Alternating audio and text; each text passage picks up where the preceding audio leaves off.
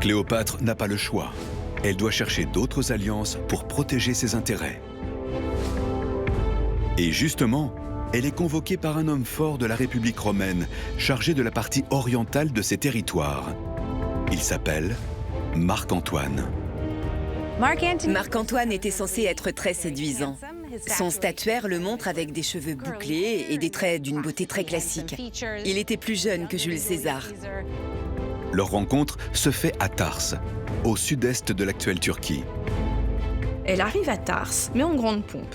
Il faut imaginer, dans le port de la ville, un immense bateau qui arrive avec des voiles teintes à la pourpre, ça coûte très très cher, une proue en or, des rames en argent, c'est un navire de déesse qui arrive. Et pour couronner le tout, l'équipage est formé de jeunes femmes presque nues qui rament. C'est une vision totalement divine qui apparaît.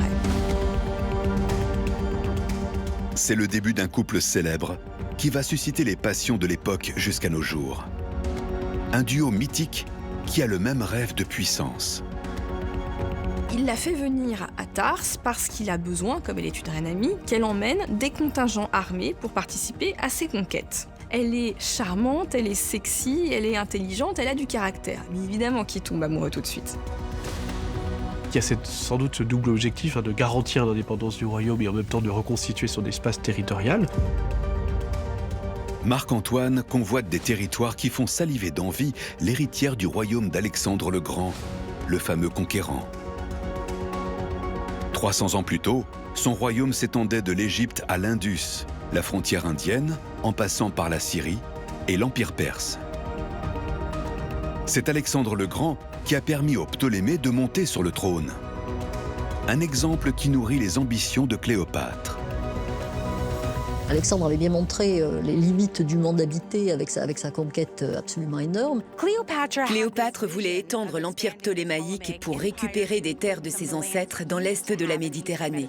Et pour ça, elle a choisi de s'associer à Marc-Antoine et de l'intégrer aux concepts égyptiens de la royauté. Leur alliance est du donnant-donnant. Grâce à Marc-Antoine, Cléopâtre peut gagner des territoires. En échange, son amant profite de la situation. La reine finance ses velléités de conquête. Et Marc-Antoine va même réussir à lever certains impôts pour ses amis romains. Pour preuve, ce papyrus qui aurait été signé de la main de la reine égyptienne elle-même. Elle accorde des privilèges fiscaux à un certain Canidius, un général proche de Marc-Antoine. Elle donne des privilèges incroyables que ses prédécesseurs n'avaient pas donnés à des Romains. C'est une politique qui a dû constamment manœuvrer au plus près, donc elle n'a pas le choix.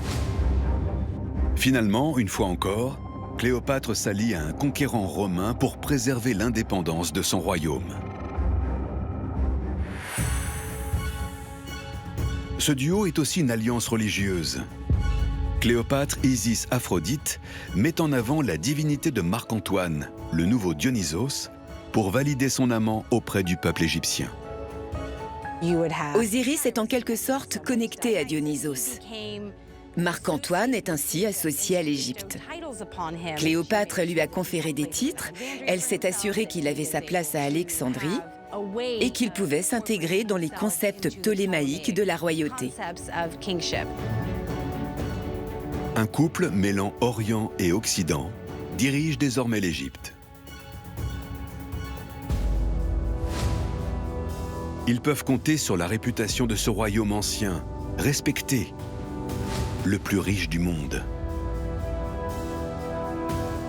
Le royaume du Nil, depuis des millénaires, est extrêmement luxuriant. L'Égypte est le grenier à blé de toute l'Europe pendant encore 5 siècles. Alexandrie est une plaque tournante qui se spécialise dans le commerce des épices, des encens, mais aussi des pierres dures, des pierres gravées qui viennent aussi d'Inde.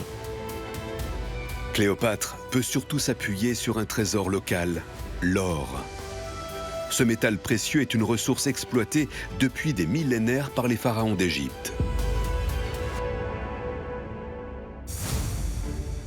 Exemple avec le trésor du tombeau de Toutankhamon retrouvé dans la vallée des rois. Presque tout est en or. Un trône orné de têtes de lion, des petites canopes, et un cercueil de 110 kilos d'or massif qui abritait la momie du jeune roi du Nouvel Empire. Une découverte qui montre que les pharaons baignaient dans ce riche métal et l'utilisaient à outrance. D'où vient tout cet or égyptien? L'une des clés de l'énigme se trouve à Komombo, dans le sud du pays. Ce temple n'a pas été placé là par hasard. Il est au cœur de la région où le métal était le plus abondant. La ville de Komombo a une position très stratégique. Elle se trouve au début des routes menant au désert oriental, où l'on trouvait de nombreuses mines d'or. En fait, le nom Komombo est divisé en deux mots. Le second mot, Ombo, est dérivé de l'ancien mot égyptien Noub, ou Nibou, qui signifie or. Et le premier mot, Kom, signifie la colline ou la montagne. Komombo signifie donc la colline d'or ou la montagne d'or.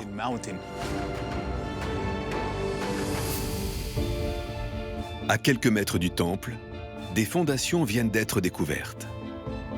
Ce sont les traces d'une ville administrative majeure du Moyen Empire, à la croisée des routes menant dans le désert. Pendant la saison des fouilles, nous avons trouvé plus de 24 silos. Mais parmi ces silos, nous avons aussi trouvé ce qui pourrait être une maison. Ces maisons remontent à 2 millénaires avant Cléopâtre. Elles servaient probablement de silos pour stocker le grain, mais pas seulement. Ici, nous avons trouvé un escalier à l'intérieur du bâtiment, qui est fait de briques crues. Et le plus intéressant, c'est que sous l'escalier, nous avons trouvé un petit trou où il pouvait cacher des choses précieuses. Peut-être de l'or, peut-être de l'argent, des objets très précieux qu'il mettait à l'abri dans un endroit très secret. La population savait miner le métal précieux, mais aussi le stocker en cas de besoin.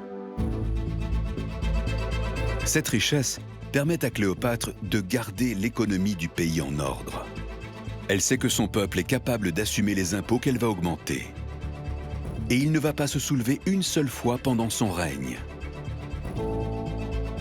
La reine égyptienne a la main mise sur toute l'organisation financière du royaume pour maintenir son train de vie et préparer l'avenir.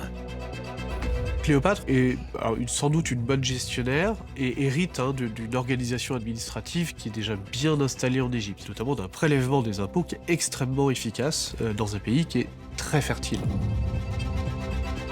Une réforme va surtout marquer le règne de cette grande reine égyptienne et l'inscrire dans l'histoire. Une innovation toujours utilisée de nos jours.